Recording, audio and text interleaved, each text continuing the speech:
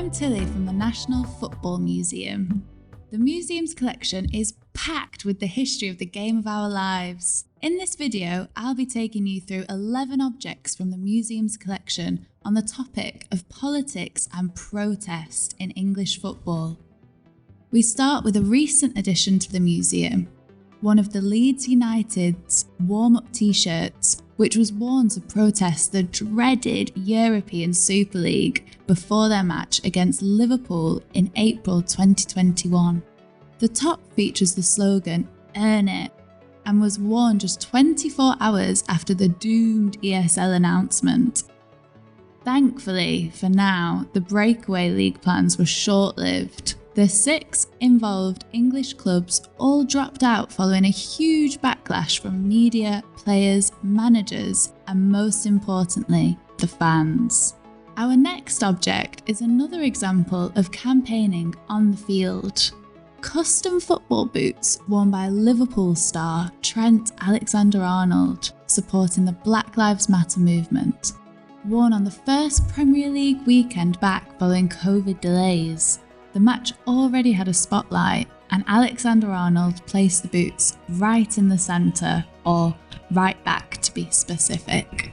Black Lives Matter was founded in 2013 and gained a massive momentum after the killing of George Floyd in May 2020, sparking global protests. Following the match, Trent's boots were donated to the Nelson Mandela Legacy Trust, where a raffle raised over £27,000 for the charity. So moving on to object 4, which is again related to the recognition of Black Lives Matter in English football, but this time from a very different perspective. The Batley and Spen Labour election leaflet is a fake Labour campaign which demonstrates Keir Starmer taking the knee, next to an image of the England team also taking the knee. The election was a narrow race, with Labour winning by a slight margin. Following the election, there were allegations of opposition parties spreading fake misinformation to perpetrate division and sway voters. The recent campaigning efforts from some of our current England stars can't be denied, and no player has summed this up more than Marcus Rashford. His campaign to overturn the government's decision not to provide free school meals out of term time was hugely successful, and Rashford was later awarded an MBE. On display at the museum, this banner was made by a community group in Wythenshawe, the area of South Manchester that Rashford grew up in. It was then hung up on the Welcome to Wythenshawe sign to commemorate the forward's tireless efforts. The museum was lucky enough to acquire it so the campaign with fair share can be shared with future generations.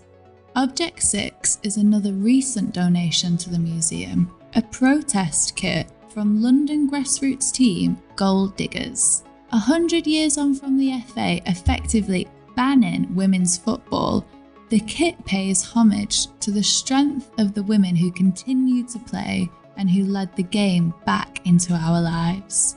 Gold Diggers FC are a women's and non-binary team founded in 2015 with the aim of making football as inclusive as possible.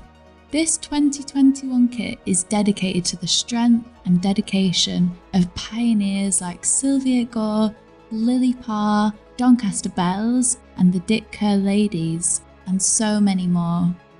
One match featuring a great number of pioneers is represented in our next object. This matchday programme from England's first official women's international. The match between England and Scotland was played in 1972, over 50 years after the initial FA ban, which prohibited women playing football on Football League grounds. The match ended with a 3-2 victory to England, an improvement on the 0-0 that England and Scotland played out in the first men's international. In fact, take a guess at how many years are in between England's first men's and women's internationals. Have you guessed yet? It's 100 years. Our next object focuses on political action from football fans. In the 1980s, far-right political groups would often use football grounds as an opportunity to recruit new members, specifically hooligans. Object 8 is an example of some of the reactions to this from the fans. A pin badge created by the Anti-Nazi League and distributed to Leeds fans outside Elland Road. The person who donated the badge, Paul Earnshaw, would rally outside grounds and recalls often being spat at by fellow supporters. Here we have a comic book produced by EA Sports, the Premier League and Show Racism the Red Card, documenting the experience of Leicester City's Hamza Chowdhury and how he flourished into elite football. Academic Daniel Kilvington suggested only 8 South Asian players made first-team appearances in the Premier League and EFL in 2019 to 2020 out of a total of 3,000 players. Although this object is not directly political, there could be a political context to this imbalance. Sharing stories like this from players from underrepresented communities in football can have the power to address why there are these disparities and what can be done to reshape them.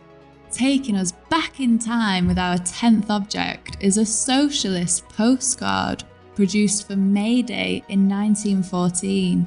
This depicts a football match between socialist unions promoting workers' rights and the hefty capitalist scorchers. It's titled The Goal, Grand International Match for May Day 1914, with "From one comrade to another" written on the reverse side. Although not all socialists approved of football, arguing that it distracted workers from improving their rights. Our final object brings us back to the present day. Object 11 is this shirt belonging to district schools team Knowsley St Helens Girls, representing the disparity between the boys and girls grassroots game during COVID. In November 2020, UK government guidance ruled that boys' football academies were allowed to carry on training during lockdown, but girls weren't, even if they played at the same club. This sparked a debate around funding and supporting grassroots football and the need for equal opportunity. So that's our 11 objects related to football and politics. But which objects would you include? Let us know in the comments. Find these and many more in our online collection at www.nationalfootballmuseum.com. Thanks for watching and subscribe for more football history content.